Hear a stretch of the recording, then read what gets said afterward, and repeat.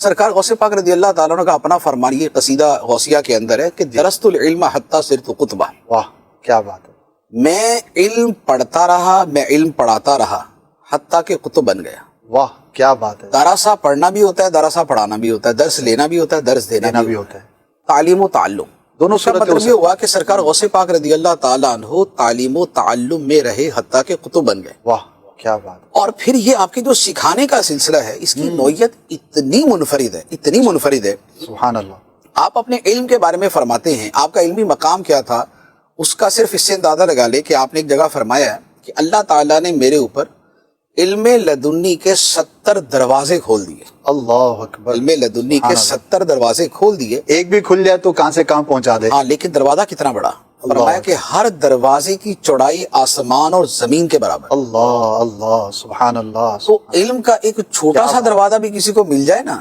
تو وہی پوری زندگی کے لیے کافی ہوتا ہے۔ اور سرکار غوث پاک فرماتے ہیں کہ خدا نے میرے دل پہ علم لدنی کے 70 دروازے کھول دیے جس میں ہر دروازہ آسمان و زمین کے برابر ہے۔ سبحان اللہ سبحان تو اب وہ جو آسمان و زمین کے برابر دروازہ جس سے علوم کی آمد ہو رہی ہے، اللہ، جس سے علوم کی آمد ہو رہی ہے سبحان اللہ، اور دروازہ بند نہیں ہوا، صحیح، کھل گیا سو کھل گیا اور آمد جاری ہے تو جاری ہے۔ واہ تو اب سرکار غوث پاک رضی اللہ تعالیٰ عنہ کا علمی مقام صرف اس علم لدنی کے اعتبار سے کیا ہوگا آپ اس کا اندازہ لگا لیں۔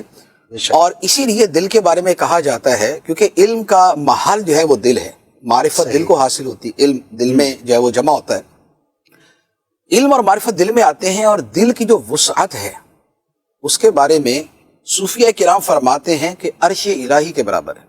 اللہ، دل کی وسعت عرش الہی کے برابر، اچھا یعنی کہ جنرلی جنرلی اور یعنی اس کہ میں پھر جس کا مقام اس کے جتنا جس کا بلند جیسا ہوگا۔ مقام۔ اچھا اس میں کیا ہوتا ہے کہ میں نے ایک نقشبندی بزرگ ہیں علی رحمہ، ان کا میں نے ایک قول پڑھا، انہوں نے فرمایا کہ 7 آسمان اور 7 زمینیں اور عرش و کرسی جی یہ میرے دل کے اندر کسی کونے میں ایسے پڑے ہوئے ہیں کہ جیسے صحرا کے اندر کوئی انگوٹھی پڑی ہوئی۔ اللہ اللہ، اتنی وسعت، خدا نے دل کو ایسا بنایا ہے، دل کی جو کائنات ہے نا سبحان اللہ، اس کی تو انتہا نہیں ہے، ہم اس کو پوری طرح جانتے اور سمجھتے بھی نہیں ہیں۔ اس پہ پورا سلسلہ کرنا پڑے گا، یہ دل کے عجائبات، یہ پوری دنیا ہے۔ ماشاءاللہ۔ تو اب سرکار غوث پاک رضی اللہ تعالیٰ عنہ کے قلب اطہر پر علم کے 70 دروازے کھلے اور ہر دروازہ آسمان و زمین کے برابر، اور ہر دروازے سے علوم کے دریا امڑتے آ رہے، بہتے آ رہے، تو آپ کا مقام و مرتبہ کیا ہوگا؟ یہ ہے علم لدنی اور علم باطن۔ سبحان اللہ، اس میں علم ظاہر بھی شامل ہوگا، لیکن علم لدنی علم باطن کی طرف آپ زیادہ سمجھیں۔ صحیح،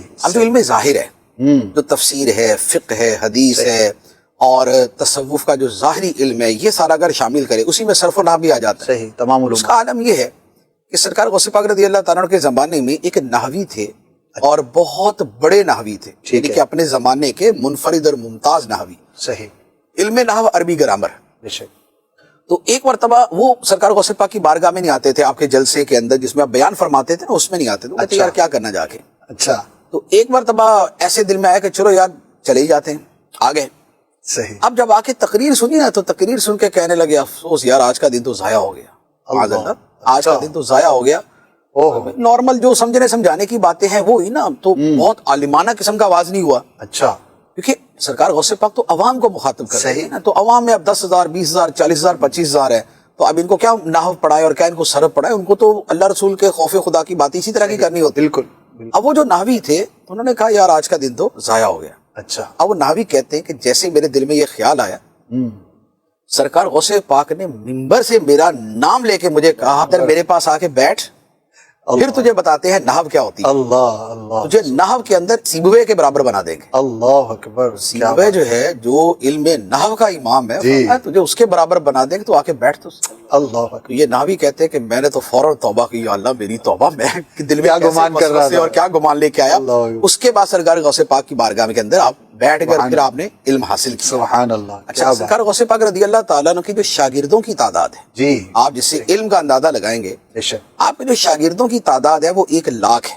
1,00,000 شاگرد، آپ کے طلبہ کی تعداد 1,00,000 ہے، اور اس زمانے میں جبکہ آبادیاں اتنی زیادہ نہیں تھی، اور ہر سال تقریباً جب آپ یعنی کہ 40-50 سال تو اس میں عبادت ریاضت اور اس میں گزرے تھے نا، اس کے بعد جب آپ اپنا منبر تدریس پر فائز ہوئے، جی، تقریباً ہر سال 3,000 افراد فارغ التحصیل ہوتے تھے. 3,000. 3,000 طلبہ اوسطاً ہر سال فارغ ہوتے تھے, کیا جس میں محدثین کی کیٹیگری جدا تھی, فقہا کی جدا تھی, واہ فقیہ علوم والوں کی جدا ہوا کرتی تھی. واہ کیا اور آپ کی یہ تدریس جو ہے یہ کب تک جاری رہی کہ آپ کا مدرسہ قادریہ ہوا کرتا تھا. اچھا مدرسہ تھا باقاعدہ. آپ کا مدرسہ قادریہ باقاعدہ, یہ نہیں کہ اتنی بڑی تعداد آخر جہاں پڑھتی تھی وہ مدرسہ ہی ہو سکتا ہے نا. صحیح بالکل پھر خود آپ بھی مدرسے میں پڑھے ہوئے تھے. صحیح. اچھا اب آپ نے کب تک تدریس کی؟ آپ کی جو عمر مبارک ہے وہ 90 سال سے اوپر ہے. جی 90 سال سے بھی آپ کی ماشاءاللہ آپ نے زیادہ عمر پائی ظاہری حیات.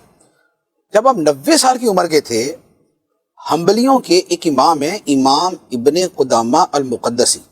اچھا حنبلی فقہا کے بہت بڑے فقیہ پائے کیا اور ان کے ائمہ میں آپ کا شمار ہوتا ہے. آپ سرکار غوث پاک جب 90 سال کے تھے اس عمر میں آ کے انہوں نے سرکار غوث پاک سے علم سیکھا تھا. اللہ اکبر کیا وہ بات ہے. یعنی زندگی بھر یہ علم سیکھنے والے اس لیول کے آئے. اللہ حدیث والے اپنے اعتبار سے آتے تھے, تفسیر والے اپنے اعتبار سے آتے تھے. فقہ کے اندر یہ ہوتا تھا کہ شرق و غرب کے اندر فقہ حنبلی اور فقہ شافعی کے اوپر آپ فتوے دیا کرتے تھے. اچھا 2 فقہ پہ 2 فقہ کے اوپر آپ فتوے دیا کرتے تھے. پھر نحو کا تو آپ نے جی آپ نے نا واقعہ کہ وہ تو علوم عالیہ میں سے جی کہ جو تیسری کیٹیگری بنتی نا کہ علم معرفت اور پھر علم ظاہر میں علوم اصلیہ اور علوم عالیہ یعنی فرعیہ وہ بنتی, اس میں چلے جاتے.